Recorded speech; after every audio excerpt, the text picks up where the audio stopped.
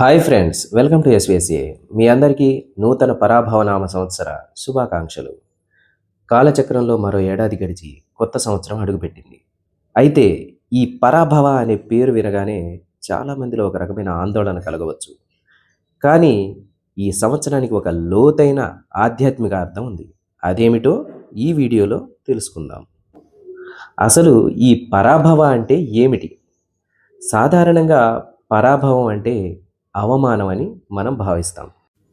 కానీ ఆధ్యాత్మికంగా పరాభవ అంటే మనలోని దుర్గుణాలను ఓడించడం, మనల్ని మనం జయించడం.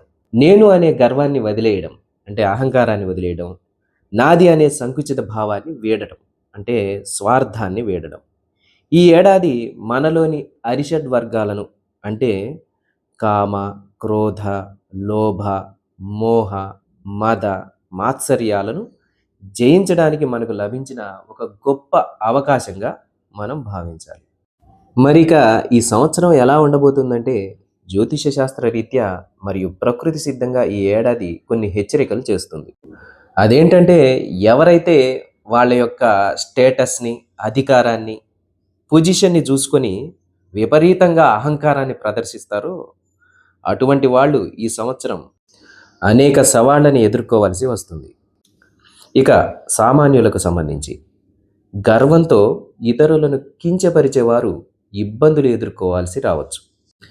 మరి ఈ పరాభవనామ సంవత్సరంలో గెలుపు ఎవరిది అంటే, ఎవరైతే వినయంతో ఉంటారో, ఎవరిలో అయితే నిజాయితీ మరియు ధర్మం ఉంటుందో వారు ఎన్ని కష్టాలు ఎదురైనా అంతిమ విజయాన్ని సాధిస్తారు. కష్టపడే తత్వం ఉన్నవారికి ఈ ఏడాది అద్భుతమైన ఫలితాలను ఇస్తుంది. సో ఫ్రెండ్స్, ఈ పరాభవనామ సంవత్సరంలో మనలోని అహంకారాన్ని పరాజయం పాలు చేద్దాం. వినయమే ఆభరణంగా ముందడుగు వేద్దాం.